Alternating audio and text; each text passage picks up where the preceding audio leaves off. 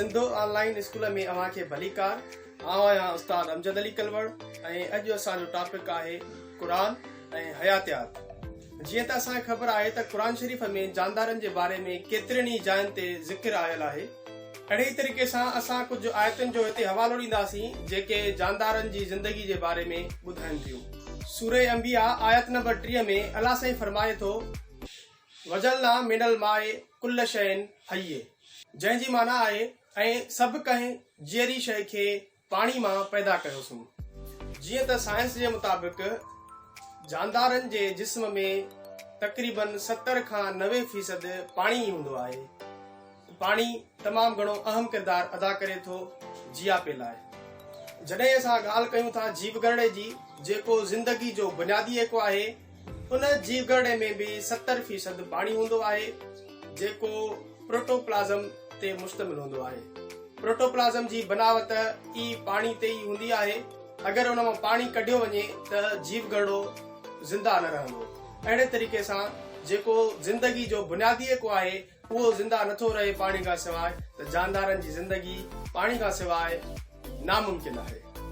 हिकु ॿी जाइ ते सूरह मोमिनून आयत नंबर 14 में अल्लाह साईं फरमाए थो, वरी नुतफ़े खे रत जो दिग बणायोसीं ऐं रत जे दिग खे ॿूटी बणायोसीं, ॿूटियुनि जूं हॾियूं ऐं पोइ वरी उन्हनि हॾियुनि ते गोश्त पहिरायोसीं।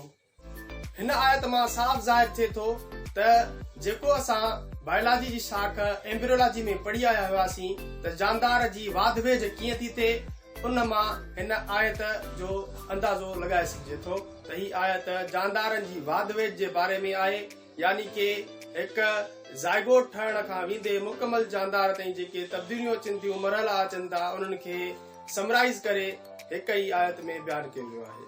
हिकु ॿी जाइ ते अल्लाह साईं सूरह नूर आयत नंबर 45 में फरमाए थो, ऐं अल्लाह सभु को जानदार पाणी मां बणायो आहे, ऐं के मंझाइनि 2 पेरनि ते हलंदा आहिनि ऐं के मंझाइनि 4 पेरनि ते हलंदा आहिनि।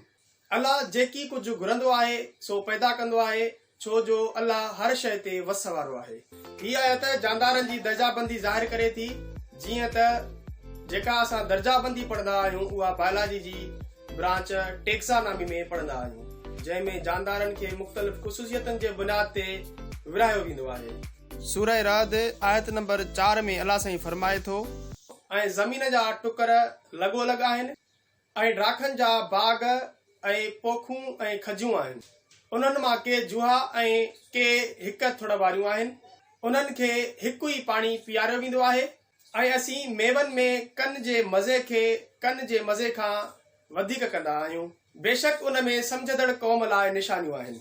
हिन आयत में इहो बयानु कयो वियो आहे त हिकु ई मिटी हिकु ई ज़मीन में अगरि मुख़्तलिफ़ ॿूटा पोखिया वञनि था त उन्हनि में साॻी ज़मीन मां पैदा थींदड़ मुख़्तलिफ़ ॿूटा मुख़्तलिफ़ ज़ाइक़नि जा फ्रूट पैदा कनि था,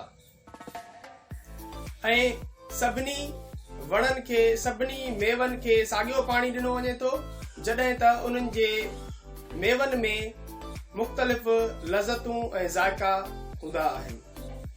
हिकु ॿी जाइ ते सूरह अनाम आयत नंबर 102 में अल्लाह साईं फरमाए थो, बदीउस समावाते वल अर्ज़, जंहिंजी माना आहे आसमाननि ऐं ज़मीननि जो बणाईंदड़ आहे। हिन आयत मां ज़ाहिर थिए थो त जेके बि शयूं ज़मीननि ऐं आसमाननि में आहिनि, तोड़े उहे जानदार हुजनि या गैर जानदार हुजनि, उहे अल्लाह साईं पैदा कयूं आहिनि। असांजो लेक्चर हिते पूरो थियो ऐं मिलंदासीं ॿिए लेक्चर में। तेसीं ताईं अल्लाह हाफ़िज़।